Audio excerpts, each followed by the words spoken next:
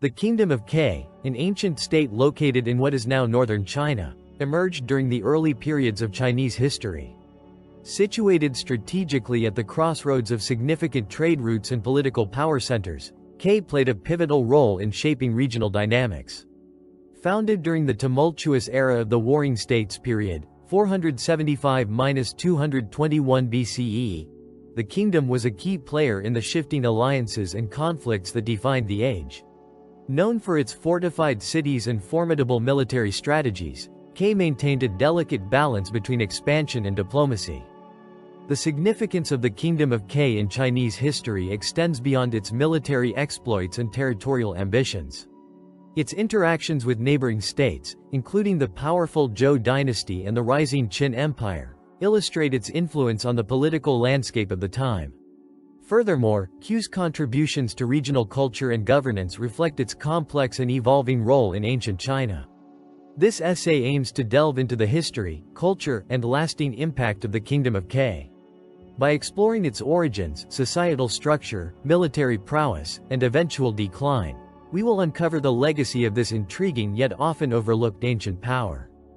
The Kingdom of Qi emerged during the early stages of what is known as the Warring States period, 475–221 BCE, in Chinese history. This era was characterized by the fragmentation of the Zhou dynasty's central authority, leading to a landscape dominated by regional states vying for power. The decline of the Zhou dynasty's hegemony created a power vacuum that allowed smaller states, including Qi, to rise and assert their influence. Located in the northern part of present-day China, Qi was strategically positioned along crucial trade routes and near fertile lands. This geographic advantage contributed to its initial establishment and growth. The kingdom's founders capitalized on this advantageous position by leveraging trade, alliances, and military prowess to secure their territorial claims and political status.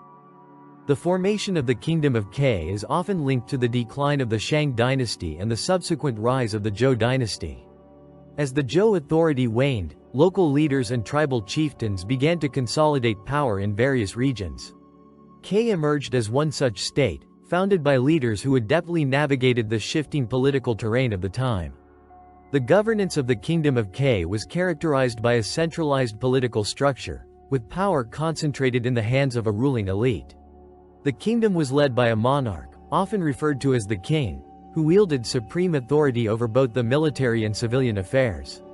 The king's role was not only to govern but also to represent the kingdom in diplomatic relations and manage internal affairs. The administrative organization of Qi was designed to maintain control over its territory and manage its diverse population. The kingdom was divided into several administrative units or provinces, each governed by appointed officials who reported directly to the king. This hierarchical structure allowed for efficient management of resources and enforcement of laws. Key figures in Qi's early history played a crucial role in shaping the kingdom's trajectory. Among these figures, the founding monarchs are particularly notable for their strategic acumen and leadership. They established the foundational policies and military strategies that enabled Qi to assert its presence in the competitive environment of the Warring States period. One of the most significant early rulers of Qi was King Wu, who is credited with consolidating the kingdom's power and expanding its territory. His reign was marked by successful military campaigns and strategic alliances with neighboring states. King Wu's leadership established the kingdom's reputation as a formidable power in the region. Another important figure was the military general Qi, who played a crucial role in the kingdom's defense and expansion.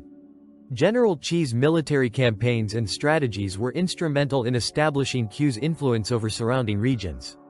His expertise in warfare and diplomacy contributed to the kingdom's ability to navigate the complex political landscape of the time. The Kingdom of Qi, like many states during the Warring States period, had a structured social hierarchy that deeply influenced its societal organization. At the top of the social pyramid was the monarch, who held the highest authority in the kingdom.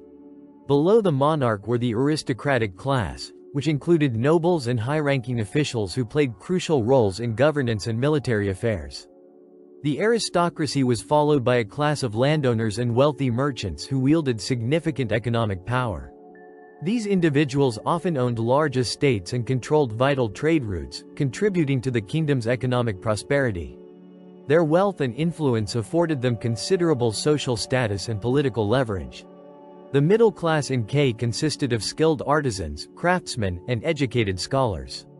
These individuals were vital to the kingdom's cultural and economic life. Artisans and craftsmen produced goods and artifacts that were essential for both daily life and ceremonial purposes, while scholars contributed to the intellectual and cultural development of the kingdom. At the bottom of the social hierarchy were the peasants and laborers. This class formed the backbone of the kingdom's agricultural and manual labor force. Despite their lower social status, peasants played an essential role in sustaining the economy through their agricultural production and labor. The social organization in Qi had a significant impact on daily life. The rigid class structure dictated the roles and responsibilities of individuals within the kingdom. Aristocrats and nobles lived in relative luxury, with access to resources and privileges that were unavailable to lower classes. In contrast, peasants and laborers faced challenging living conditions, with their lives largely revolving around agricultural work and subsistence. The hierarchical nature of Qi's society influenced everything from the distribution of wealth and resources to the access to education and political power. Social mobility was limited, and one's social status often determined their opportunities and quality of life. Despite its tumultuous period, the Kingdom of Qi made notable contributions to art, literature, and philosophy. The kingdom's cultural achievements reflect its rich heritage and the flourishing of intellectual and artistic endeavors during its existence. Qi was known for its distinctive art and craftsmanship.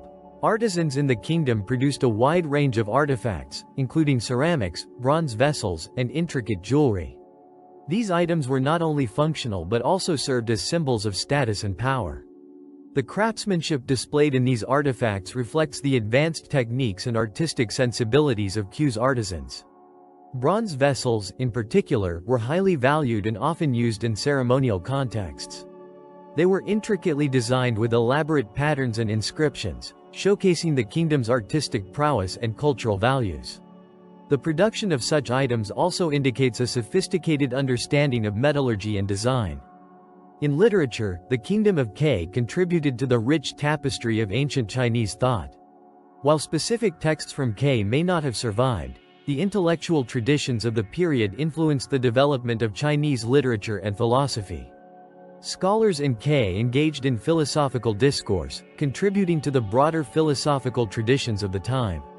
The kingdom's scholars were influenced by Confucian and Taoist thought, reflecting the broader intellectual currents of the Warring States period. Their writings and teachings would have played a role in shaping the ethical and philosophical outlooks of the era. Qi's cultural practices and traditions were integral to its identity. Rituals and ceremonies played a central role in the kingdom's social and religious life.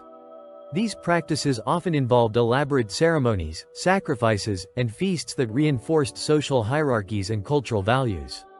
One notable tradition was the celebration of seasonal festivals, which were marked by communal gatherings, rituals, and feasts. These festivals not only provided an opportunity for social cohesion but also celebrated the agricultural and seasonal cycles that were crucial to the kingdom's economy. Another significant cultural practice was the emphasis on ancestor worship. Ancestor veneration was an important aspect of daily life and involved rituals to honor and remember deceased family members. This practice reflected the kingdom's values of filial piety and respect for family heritage. The Kingdom of Qi's military organization and strategies played a crucial role in shaping its expansion and influence during the Warring States period. The Qi military was structured to effectively manage both defensive and offensive operations.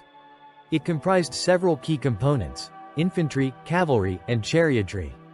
The infantry served as the core of the army, equipped with a variety of weapons such as spears, swords, and shields. This versatile force was primarily engaged in ground battles and sieges, forming the backbone of Qi's military might.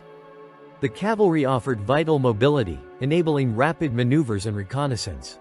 Mounted archers and lancers within the cavalry could strike quickly and retreat before facing a counterattack, making them an essential component of Qi's military strategy. Chariots, manned by drivers and armed soldiers, added another layer of tactical flexibility. These chariots were used both in combat and for ceremonial purposes, allowing Qi to deploy force effectively and project power on the battlefield.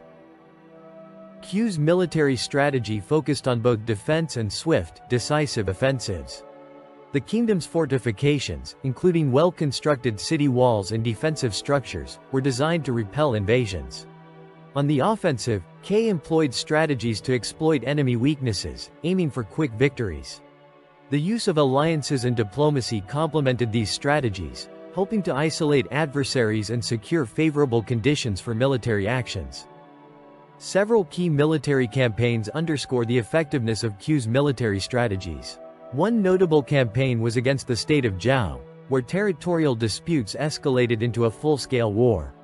Qi achieved a decisive victory in this conflict, which expanded its territory and secured crucial resources. Another significant campaign targeted the state of Wei, where Qi's military prowess and strategic planning were evident in a series of battles that enhanced its influence in the region. Qi's territorial expansion had a considerable impact on its neighboring states.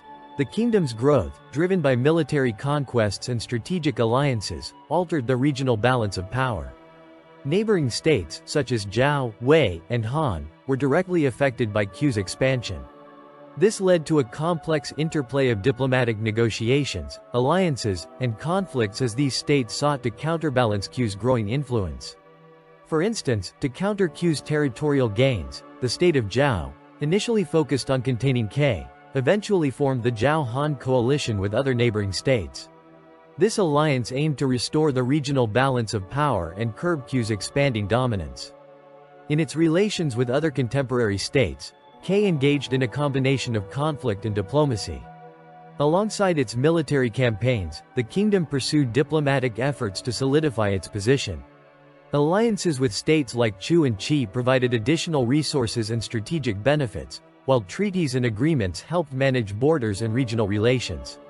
These diplomatic initiatives were essential for maintaining Qi's stability and influence amid the intense competition of the warring states period. The decline of the Kingdom of Qi was the result of a complex interplay of internal and external factors that ultimately led to its downfall. Internally, the kingdom faced significant challenges related to political instability and administrative inefficiencies. As Qi expanded its territory and influence, the administrative demands on its governance grew. The kingdom struggled to manage its sprawling territory and diverse population effectively. Corruption, factionalism, and power struggles within the ruling elite weakened the central authority and led to governance issues that undermined the kingdom's stability. Externally, Qi faced increasing pressure from powerful neighboring states. The rise of the Qin Empire, with its ambitious expansionist policies, posed a direct threat to Qi's territorial integrity. The Qin, employing a combination of military strength and strategic alliances, systematically dismantled the power of rival states. Qi found itself increasingly isolated and vulnerable as the Qin Empire consolidated its control over the region. One of the major events leading to Qi's collapse was its involvement in a series of costly military conflicts. The kingdom's resources were stretched thin as it engaged in protracted wars with neighboring states such as Zhao and Wei. These conflicts drained Qi's military and economic resources, leaving it unable to sustain its defenses against external threats. Additionally, internal dissent and rebellion further exacerbated the kingdom's vulnerability. As discontent grew among the populace and within the ranks of the military, the kingdom faced uprisings and defections that weakened its ability to resist external pressures. The combination of these internal and external challenges eventually led to the fall of the Kingdom of Qi. The legacy of the Kingdom of Qi extends beyond its military and political history. Its influence on subsequent Chinese states and cultures can be seen in various aspects of the region's development. The Kingdom of Qi's military strategies and administrative practices had a lasting impact on the political and military frameworks of later Chinese states. The Qi military's organization and tactics were studied and adapted by subsequent states, including the Qin Empire, which ultimately succeeded in unifying China. The Qin adopted and refined many of the military innovations and strategies developed by Qi, contributing to their success in consolidating control over the region. Moreover, Qi's administrative practices influenced the development of governance in later Chinese states. The challenges faced by Qi in managing its expanding territory highlighted the need for effective administrative systems, a lesson that was incorporated into the governance structures of subsequent states. The emphasis on centralized control and efficient administration became a hallmark of later Chinese dynasties. Modern archaeological and historical research has provided valuable insights into the Kingdom of Qi's history and cultural contributions. Archaeological excavations in the region formerly occupied by Qi have uncovered artifacts such as bronze vessels, ceramics, and inscriptions that shed light on the kingdom's material culture and artistic achievements. These findings have helped historians and archaeologists reconstruct the daily life, social structure, and cultural practices of the Qi kingdom. Historical texts and records from the period also offer important perspectives on Qi's role in the broader context of Chinese history. Ancient Chinese historians, such as Sima Qian in his Records of the Grand Historian, provide accounts of the Warring States period and the interactions between various states, including Qi. These historical sources help to contextualize Qi's place in the broader narrative of Chinese history. The Kingdom of Qi, once a significant power during the Warring States period, played a pivotal role in the shifting dynamics of ancient Chinese politics and culture. Its strategic location and military organization allowed it to exert considerable influence over neighboring states, achieving notable territorial expansion and contributing to the regional balance of power. However, internal political instability, administrative challenges, and relentless external pressures, particularly from the rising Qin Empire, ultimately led to its downfall. Qi's contributions to art, literature, and military strategy left a lasting impact on subsequent Chinese states. The kingdom's administrative practices and military innovations were adopted and refined by later powers, influencing the governance and military frameworks of future dynasties. Modern archaeological and historical research continues to reveal the richness of Qi's cultural and historical legacy, offering valuable insights into its role in shaping ancient China. In reflecting on the Kingdom of Qi's place in history, it is clear that its influence extended beyond its period of prominence. The kingdom's achievements and challenges serve as a testament to the complexity of the Warring States era and underscore its enduring significance in the broader tapestry of Chinese history.